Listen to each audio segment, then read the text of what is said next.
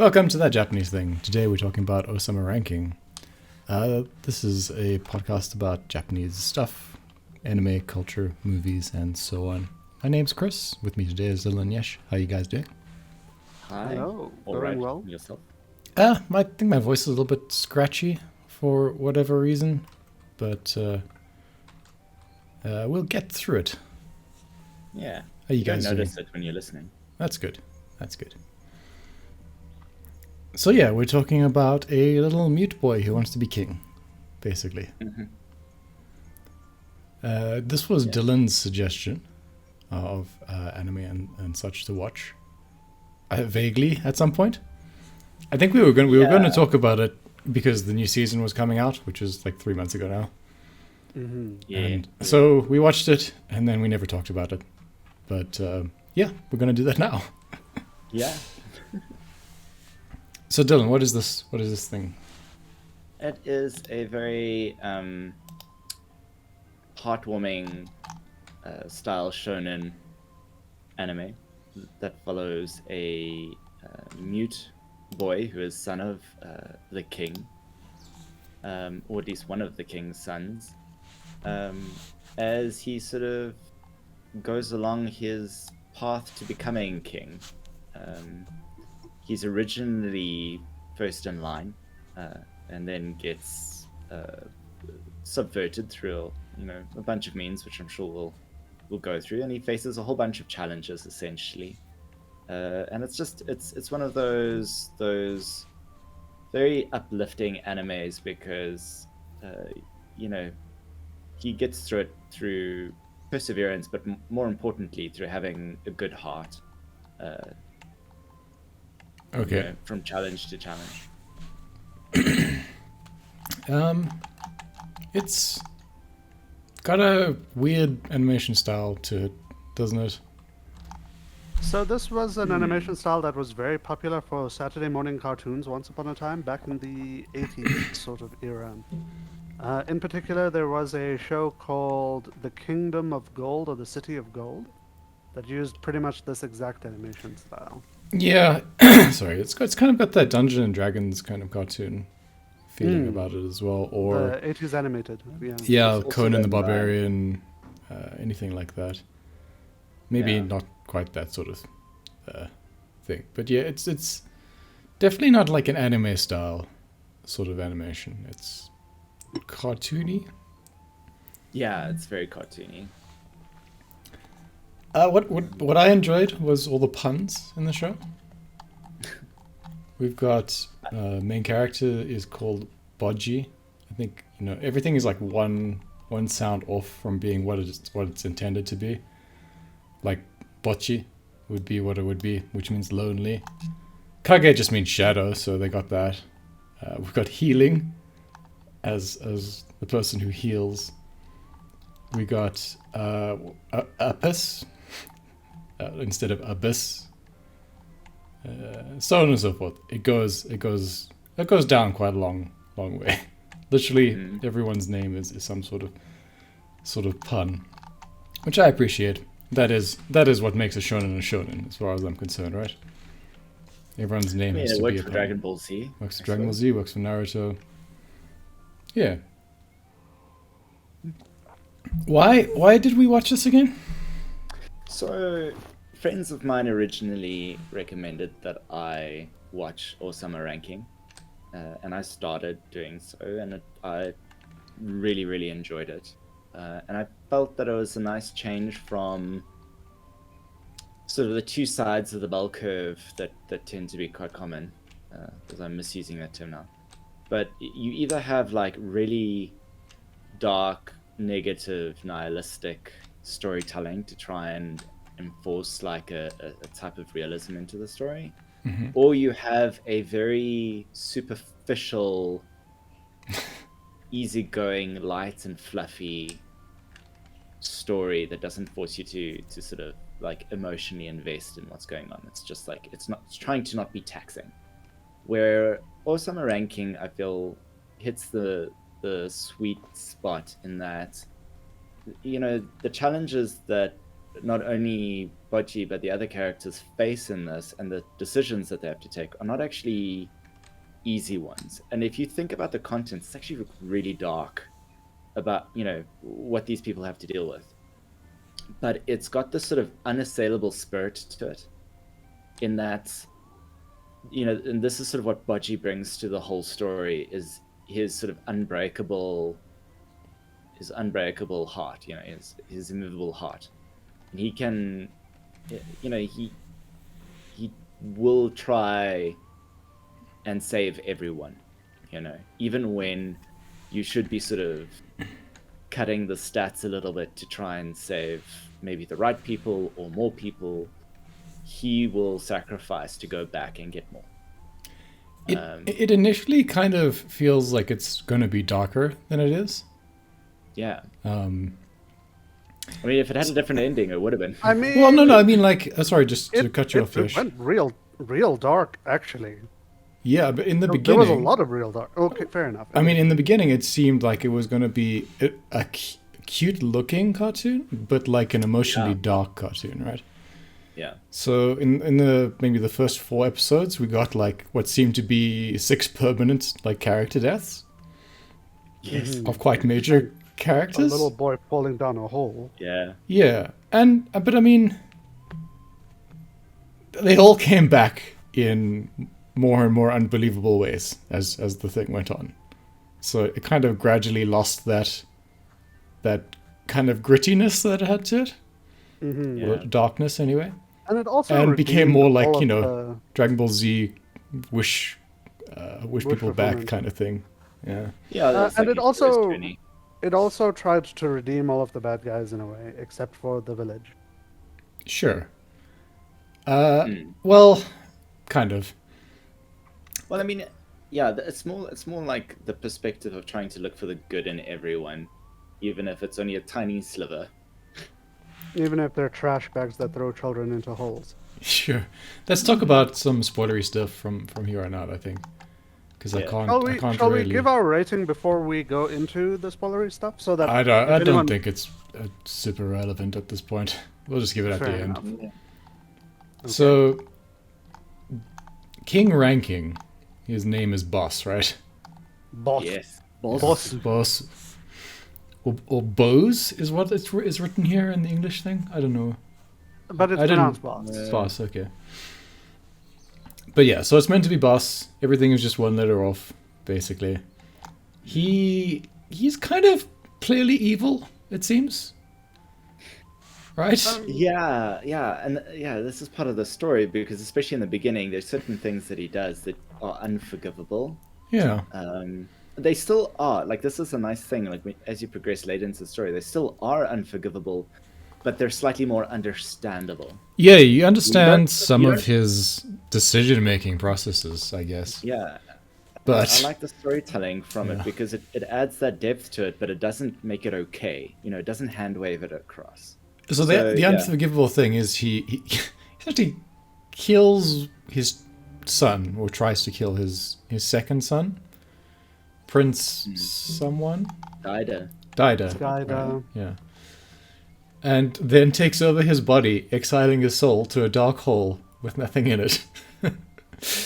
Well, I Well- mean, even before then, he makes a deal with the devil to steal his son. djinn, yeah. His First sons. firstborn son's, prior to him being born, son's powers to be essentially undefeatable, so that he can take her. And he does it like super quick and super easy. He doesn't throw any like qualms against the decision. So he's not a good person, right? Like Yeah. he quite happily makes those quote unquote sacrifices. Not that they're much of a sacrifice. Well, for him. I mean, so Well, he does cut his own life short as well. And Boss is a giant. I think Boss is a we titan, need to yeah. mention. Yeah, he's huge. and like uh, his first wife is also a titan. yes. So Bocce should be a titan, but the deal he made with the genie thing is that he gains all of his son's future power.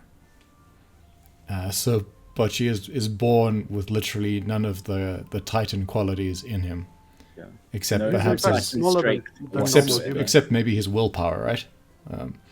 I mean, he has no power to the extent that he can't even communicate. He can't Yeah. speak. Yeah. And he can't lift heavy objects because he has no strength. There's no way strength, to gain yeah. strength itself. Yeah. The gay sword master, like when he like tries to like appraise him. What's his name again? Can't Bepin, remember. maybe. It's been a while. The King of Fear's brother. Yeah. Oken? No, No. that's the monster, the actual monster. Can't remember. But he says he has like literally no physical power in his body. Despa. Despa, Yeah. and so he has to train him in such a way that he can fight without using any strength.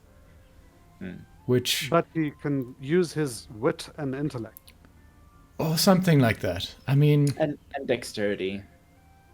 Strength yeah. was the dumb stat.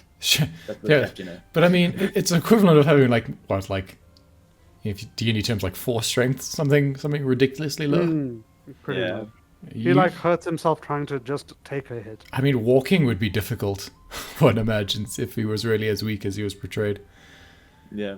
But it doesn't seem to be like physical fitness kind of problems. I mean, he can run and whatnot. I mean, he and can he's run agile. for some time as well. Yeah, and they show in like the new little think interludes it's anime because- of him doing his training and going for I think jogs it's and things. because Boss's idea of what strength is pure physical force. Literally hitting things and lifting heavy objects. Yeah. So that's what he took. He didn't take any of the like other attributes that can help you in a fight.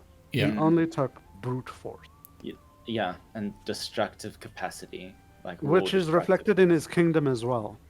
Because very early on, we are taught nothing else matters. You don't have to be good at fighting. You just have to be good at bruting. There are a number of just very good characters in the show as well. Not everyone is like a double, like two-faced kind of character or has some evil past or anything. Healing in particular is like a pretty just generally good person all around, it seems. They do make a good job of obfuscating that in the beginning, though, because she sort of sets her son. She's the second wife, right? Yes, yeah. It's your boss. So she sets up her son for the throne over Bachi, and because Bachi can't really speak up for himself, literally. Yeah, no one it's takes fine. him seriously because he's so small and can't But speak. also, it's kind of suggested that because of how she talks about him to her maids or whatever, that the rest of the town disrespects him as well. Yeah, sure. But So yeah, she comes across as like a very like almost cold. Lady Macbethian type of evil in the beginning, but then you know they uncover sort of the backgrounds of these characters, and you start to understand that their motivations have led them down the wrong lane. Yes. And again, it's not forgivable, but it is understandable. She doesn't want Bocce to really have to deal with the stress associated with running a kingdom because he's at such a disadvantage, and also she wants the best for her son. Right? Also, Her- he's just her not actual- good at it, and Well, that's the thing. I kind of dislike the show, actually. Okay. I'm not going to call it a bad show. The music is great, the animation is great, the acting is great. I'll give you all of that. But, like, the entire message of the show is dumb and stupid, and I hate it. Well, Yes, let's put this deaf, dumb, mute kid as the leader who's in charge of communication. Yep, that makes sense. Oh, we're going to present fighting intelligently as, like, I not mean- being okay for a king, and we're going to suggest that that's a bad They thing. don't, I- I mean, I- But they a in- king don't has to actually do that. do that in the end. yeah. No, that's what I mean, right? So I think I would agree with Yesh if that was the message, but in the fact that like everything seems to unravel itself in a more or less logical fashion in the show. Even what you're suggesting, like he realizes he's not good at a king, and he He's not gives gonna up be the able to throne, do it, right? And 'cause to, he's trash. to ironically the brother who was going to get it anyway. Yes, exactly. So I think Well, I I think mean, it's yeah. kind of just like a slow realization of things coming through. Most of those things resolved for me in a way that was acceptable, if not entirely appropriate, maybe. It's like it's really nice for a change that the story really takes an emphasis on looking at the strengths of different characters, and that their roles within that story, almost the ideal version of it is when they're all fulfilling the role that suits their strengths and not their Except weaknesses. dumbass. Which dumbass? No, dumbass. The teacher that was assigned to the kid to teach him how to sword Oh, fight. Domus. Yeah.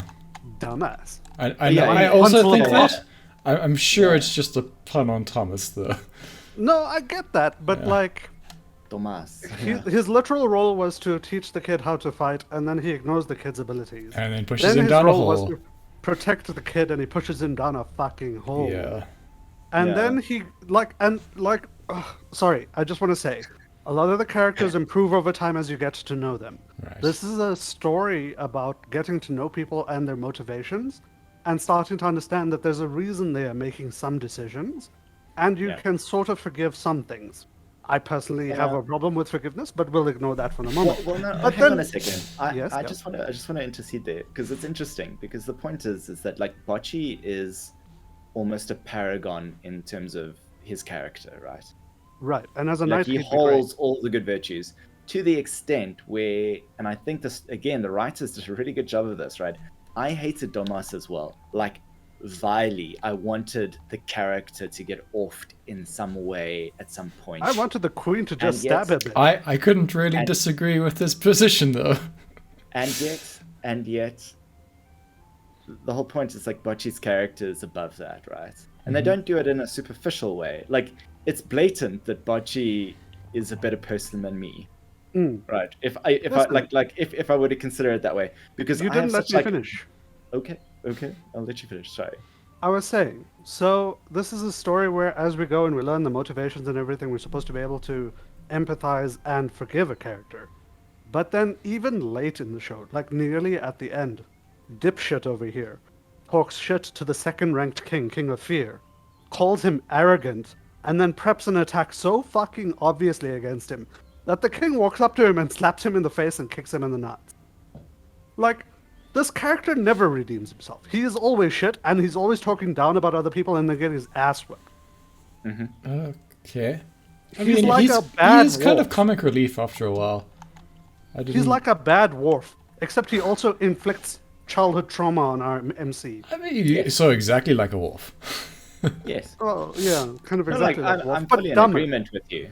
I'm fully in I don't know if agreement he's with dumber, you. but- And yet Bocce can see the good in him. When, What when, good in him? You know, we Look, when there we- there when is we there struggle. is some good in him, and it's sort of phrased in the sense that his loyalty is his virtue, and that he didn't really want to do the whole assassination thing, but he was ordered to, and his loyalty compelled him to go through with it, right? He's like the definition of a fair weather friend. He's loyal as long as you are stronger than him. No, that's not true. That's the definition He of a wasn't coward loyal to me. to Bocce, right? He was loyal to Bebin, I think, at that point. Yeah, I think Or- he's loyal or- to what his concept of a healthy kingdom would be. No, or was it Miranjo via the old king? Anyway, I can't remember the exact thing. So anyway, No, let's yeah, move go on on. from Yeah, Domus, yeah. I think. Mm. Kage is like the actual super good character in the show, I would say. He's the Yes. like the Aladdin-like character, I guess. The thief with That's the a heart good of gold. description, actually. Yeah. He's literally from a race of shadow creatures who are known to I be always- assassins. Always thought that just meant, what if ninja, because we didn't treat ninja like people, were represented by blob? Well, I mean, there's like a lot of prejudice kind of stuff around the shadow people things, and But just also things in Miranjo's general. people. Hmm. Sure, but Kage is just there to be unquestionably sort of like supportive of Bocce, and he is initially the only thing in the world that kind of believes in him. For reasons that are not logical, and I think the show makes like a point of trying to make you give up your sense of logic when That's- interacting with it. I think a lot of the shots and scenes in the show are designed to make you go, yes, logically this is dumb, but I mean, listen to the music. We Right. must be hopeful now. I would like to point out with that in mind that there is a character arc where Bocce goes from the like whilst the virtue is him believing in everyone, there is also the flaw of being naive. And he goes from that, and through the hero's journey throughout the story, he kind of blunts that naivety a little. So it is, there's a little bit. I'm not saying all of it is taken away, but it blunts it a little.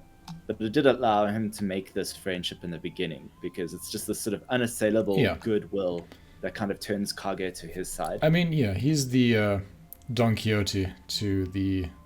Sorry, he's the Sancho to the Don Quixote in the beginning. And then they sort of grows into more like a knight and his squire kind of thing towards the end. What did you think about Miranjo's ultimate arc, Mirror Lady? I feel like, hi, I'm going to commit war crimes and expect you to forgive me is a thing. And then marry your son. Also, I kind of asked a guy to blender his father and drink him, but let's ignore that for a moment. I'm a cute girl. Blender his father and then drink him so that he becomes his father and like gets locked into the sort of weird inner id space. And then I will marry the father. Well, I mean, to be fair, those two were in love from the beginning. The Were first they? wife and second wife. Because the flashbacks try to make you think it's like a father-daughter relationship. I don't know. I got definite love there. Yes, that turning into when she comes of age. Yeah, it's icky. That part is kind of icky. Like, it's supposed to kind of make you feel uneasy, I feel. I definitely felt like so she anyway, was into him she's a small girl when Boss finds her, and they go on her, kind of evil adventures. And they find the Jinn at some point, and they need to sacrifice one of Boss's children for him to get stronger. But they don't have any children, so they decide to make some. And then they find the giantess woman, and they sacrifice Bodji's strength and whatnot, and eventually. To be fair, though, his soul is part of the deal? I'm not sure. Someone's soul is part of the deal. Miranjo's soul eventually when she dies, yeah. Right. But even that comes for nothing because we kill the demon and then she gets rescued because there can't be consequences. Anyways, no, but they do represent the gods in the war thing as like everyone fighting for survival and shit things happened and bad people existed. But sometimes bad people are necessary to win against even worse enemy. Yeah, I thought. I don't I mean, know. the gods were presented as literally inhuman monstrosities. Were they? Yeah. The final bad guy was represented as like a lesser evil than the gods. Sure. I mean, well, he wasn't a god. He was just like some sort of thing that could grant wishes. Yeah. No, not him. Sorry, I meant the immortal. Oh, Oken. Yeah. The brother of second the underworld people. Yeah. So he wasn't a. You mean? He's not a god. G-A-U-R-D. Okay. Right. Okay. But he was presented as like the way he was fighting and the murder and everything is like a lesser god kind of thing. He's not a god though. Yeah, I mean he was just a cursed person. As a side note, sorry, I'm just going to interject one thing about Oken in particular. Did anyone else get their heart wrenched a little bit when he went, "Brother, please stop this. I don't want to change. I don't want to become this"? Not really, no. Oh, I felt dread and terror at that moment because it tells you that just like how Daijo or whatever the blonde brother is inside the king and he's watching everything happen. I kind of feel like that guy's inside this body committing atrocities. I suppose we'll get that in season 2 or whatever. Some part of him is locked in there. You can tell, yeah. Yeah, but it's so changed. overwhelmed. Yeah. I mean, the way Boss deals with him is horrifying, horrendous. So I mean, Oken's power is he regenerates into his suit of armor thing, unable to speak, personality, whatever kind of weird murderous thing he's everything's become, right? kind of gone, and he's become a murderous monstrosity. He just likes blood and watching things die. That's he's the sociopath, like the perfect like Dexter-like sociopath. And it's in perpetual agony. Yeah. He feels all of the pain. Yeah. So I mean, Boss can't kill him, so he gets a big rock out of the ground, makes a little hole in it, and then stuffs him into it, crumpling it up Crushes him into a into little it, bit and of then Yeah, seals it. corks it, Yeah. and then allows it to settle as a vintage. God. I mean, he's effective. That's an effective king there. He had a Yeah, problem yeah. and he solved it. I That's the think kind of that's- guy you want in charge of the kingdom. That's the thing, though, right? That is exactly true. But also, it kind of goes to show, like, he comes from an era where he fought things like this. Yeah. You can't fight things like that with sense and honor. You fight things like that with boss. I mean, there's a lot to like in the show. There is. It There's is- a ton of good characters. Thought-provoking at points. And I don't think it's not dumb, right? It's not stupid. No. There's I definitely feel things like- maybe that you don't agree with, right? But it's not like an idiot wrote this. It's not an idiot. It's definitely No, not an idiot. I will fight on a hill about it being well written, at least. Sure. Are we... With the underworld people, I don't know if we really... They seem, didn't see after a enough. point, kind of tangential to the whole story. They serve like a purpose, and then they kind of... I do think Yeah. that Peter it off. was important that we get introduced to someone that was higher up on the king's ranking to show us that boss's method maybe is not like this ultimate ultra might makes right kind of ideal is maybe not all just brute force and like idiocy. And Yeah. I'm not saying idiocy like complete morons, but like the lack of brain, lack of anything, you just use a big club and beat things is not the world. It's just this kingdom. Yeah. So I think Yes, the underworld provides us with like contrast. It provides us with, and also having Despa, who's, as you suggested, Chris, more effeminate than we initially expect for a swords master. Oh, yeah, I well, feel like it adds he's just... depth to the I think he's supposed to be the... I mean, it's the trio, right? It's Despa, Desha, Yeah. and then Oken is the younger brother, right? Mm. So we have, like, the practical Machiavellian guy. Here's, like, dandy brother. And then someone who would be a Lancelot figure, but then gets turned into a demon. For a dandy figure, though, he does have a like find a path to a solution brain more than most people in the show. He doesn't Yeah. immediately go, "You can't lift up a sword very well. You're a lost cause. I give up." He finds a way, which is super cool. Hang on a second, because now, like, you say these things and it just kind of like rings this bell each time, which is this is like a theme in throughout the whole series, right? He finds a way. He doesn't just discard it. Same as the characters. That Oh, he you're did. He talking did try about, though. like, He really tried very hard to Yeah, discard his For the problem. strength route. Yeah. What the point that I'm trying to make is that, like, similarly for the sort of quote unquote irredeemable characters that you think are stupid, right? Well, Bocce does Thomas. the same. No, Bocce does the same with them, right? He doesn't just go, "Oh well, you're this kind of character. You know, this is your flaw. You're just evil as sin. I'm gonna throw you away." He tries to salvage what good he can and bring that to the fore. Right? This is like a theme of like not just sort of And like having I'm a very callous, blunt look at a character and then just sort of categorizing it straight away. It's trying to look a little bit deeper. right. Well, the main reason I don't like Dumbass is because he proves it repeatedly. So It's it's not one just character an early of a thing. thing, and I think it's there for contrast more than. I agree. Please note, he's the only character I've called dumb, an idiot, and a failure. That's the only one I've called a dumb, an idiot, and a failure. I have said I don't think we should forgive Miranjo and Boss, mostly because we're not in that era anymore. And those decisions might have made sense then, but their results and the damage that they've done exist now. So they should be punished for that now. Yeah. But ignoring that for a moment, I do But- understand why they made those choices as well. I get it. I think it's wrong, but I get it at least. I think it comes from like a naive kind of perspective of redeeming yourself. That's my main in like problem the with the show. Vegeta-like sense of the redemption arc, you know, where I a would- character I who is yeah. basically irredeemable gets a chance to make right something over time. So I accept the queen. Sorry, Dylan. You talk. I've been talking over you. No, not at all. I don't feel that way at all. Finish what you were saying. Sorry, I was saying the No. queen, the second wife. I feel like she has a great redemption arc. It's not that she was She like hasn't done trying to anything ruin bad, though. him. It's just, well, I mean, she applied a lot of pressure to Bocce, and she also made a lot of people negative to Bocce by providing. She didn't sit down and say, Bocce, I'm making these decisions because of X, Y, and Z. She just traumatized him.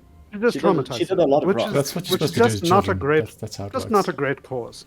And then the brother was also very, very strong on the causing trauma. And then at the end, like just before the end, we get this fucking ridiculous scene where Bocce is being bullied by people he can't hear because he's deaf, obviously. And then the prince walks out of a dark alleyway and saves him, but that's almost literally the exact opposite of what we saw him doing in his introduction. Okay, but what that's saying is that Bocce's seen that side of him, right? However Yes. short a duration that it was, because there was trauma in and along with that, right? And I think this is what the story does really well. It tries to challenge this sort of narrative of retribution versus accountability, right? Because you as the viewer, we're human beings. We want to see the comeuppance. We want there to be retribution. We want there to be suffering for those who have caused it. This is like Bocce is above that, right? Bocce will just Which is try why- and do whatever's required to salvage that out. The problem. Well, Yeah. also to recover people. But that's why I say Exactly. he makes a good knight, but a shit king. Sure. I mean, I do feel like the story at the end kind of acknowledges that when he makes the Exactly, second yeah. prince regent. So he still holds the title because He's very good at holding land. things together, you know. Yeah. He actually make quite a good politician because he can kind of make a lot of different people work together in a situation. He's like the kingdom's heart, and so he Yeah. needs to be the symbolic figurehead, right? So he has to be king, whereas the brother can actually go and engage with the logistics and administration, hence being the regent. That is the actual ideal outcome, and that is sort of what they give us at the end, because people aren't, precious, with regards to where their egos are at. Yeah. We get some strange conclusions to some characters. I think Boss sort of gets away with basically everything. Yeah, In and the end. Miranjo. Yeah. Miranjo has to kind of work off her debt because she's still alive. And Yeah. she's effectively the queen now, I suppose. So I mean, Boss will be. dies. Boss dies in the end, doesn't he? He does passes die. on. Yeah, but I mean, And then like, he passes on. Yeah. given all the awful things he's done, it's not the Oh, worst conclusion. Doesn't get consumed by a demon or anything like that. Yet again, challenging that whole desire for retribution, right? Right.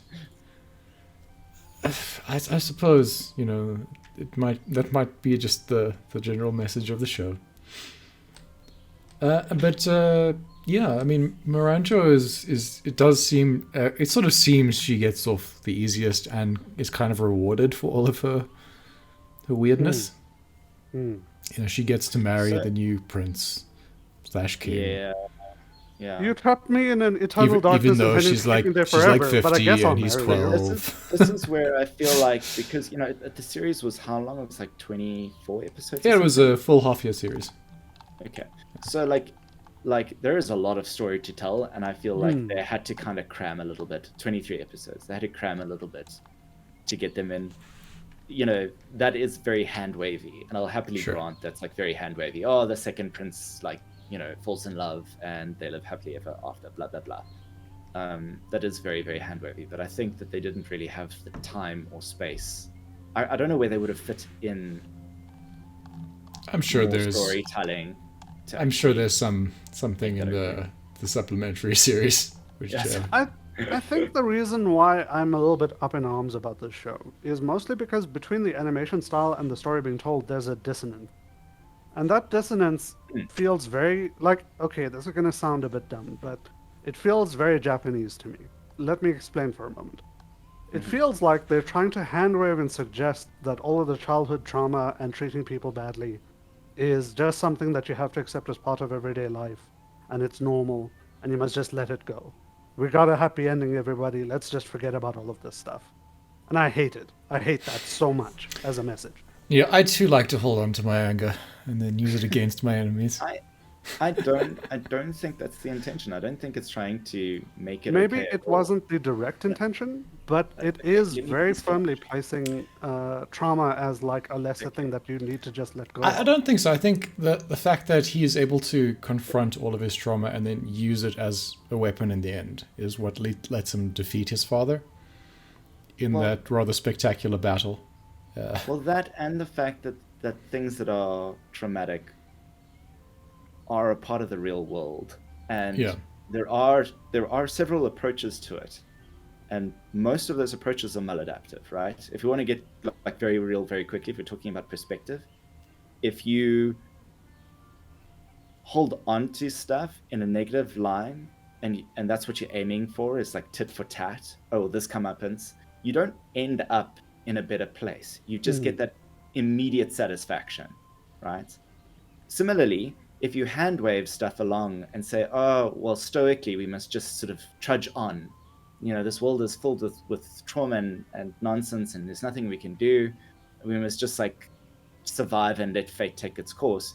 You also don't end up in an ideal space. And the whole point of the story is Bocce doesn't do that. He goes through the hardships regardless. He doesn't turn a blind eye to them. And especially when he's salvaging what good he can from people, he doesn't turn a blind eye to that, but he really tries to uplift the points that will get them out of their pits, right? And it's not, I don't think it's from a naive perspective in terms of like just saying, oh, well, all of the bad deeds are forgiven, blah, blah, blah. I don't get that feeling. I get the feeling of it's like really looking past what flaws have like made people get lost and then showing them the direction, right? And yes, it maybe happens so often that it's almost unrealistic. The only But I direction I don't want think I don't someone get to the be shown. intention is that it's all okay in the end. That isn't really where it is, right? Kage's family is still dead, Sure. right? It's I, not okay. just You know? just to dwell on one point, the story sort of ends in a very similar situation to where it began, right? Boji is not Out on the king. road. Kage doesn't have any treasure. They're on the road in a field with nothing, except that they're both happy, as opposed to both being miserable in the beginning. Yeah. That's basically the change in the story.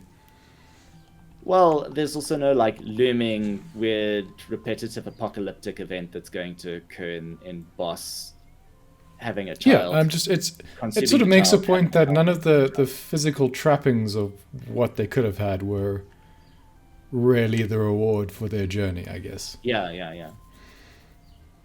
And that seems basically to be true of most of the characters throughout. And even